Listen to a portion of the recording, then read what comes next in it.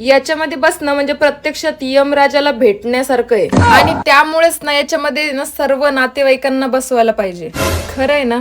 आणि कालच्या ब्लॉग मध्ये आपण मस्तपैकी शॉपिंग वगैरे केली आहे, तुम्हाला सर्व मी दाखवले कसे स्टॉल वगैरे लागलेत. आणि आजच्या ब्लॉग मध्ये आपण बघणार आहे रामनवमी मधील सर्व पाळणे, म्हणजे काय काय मी खेळले ना तुम्हाला सगळं दाखवणार आहे आज. आणि फर्स्ट ऑफ ऑल हे काय तुम्हाला तर माहितीच असेल, आणि याच्यामध्ये लहानपणी मी इतकं प्रचंड खेळायचं आणि माझं फेवरेट होतं बरं का हे.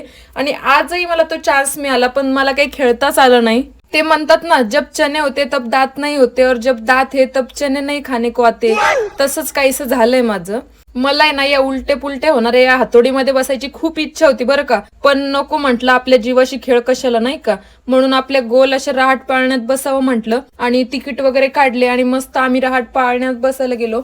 आणि वरच्या साईड वरून खाली बघण्यात आहे ना एक वेगळीच मजा आहे. आणि नंतर स्पीड खूप वाढला होता त्यामुळे मी मोबाईल ठेवून दिला, कारण की नवीन आयफोन आहे भो, उगाच पडला बिडला काही झालं वगैरे तर त्याच्यामुळे दिला ठेवून. आणि आम्ही घरूनच आहे ना येताना जेवण आलो होतो, बाहेर तर काही खायचं नव्हतं, त्यामुळे म्हटलं घरी जाताना सर्वांसाठी आईस्क्रीम घेऊन जावं. आणि त्यामुळे कोण घेतले बरं का. आणि ते आईस्क्रीमच्या दुकानात सुद्धा इतकी प्रचंड गर्दी होती, म्हणजे या रामनवमीमुळे ना सगळीकडेच गर्दी वाढली. आणि आता रेट बघून घ्या, तुम्हालाही नंतर जर घ्यायचं असेल तर घेऊ शकता. आणि आज ढग सुद्धा बघा ना किती छान दिसतंय.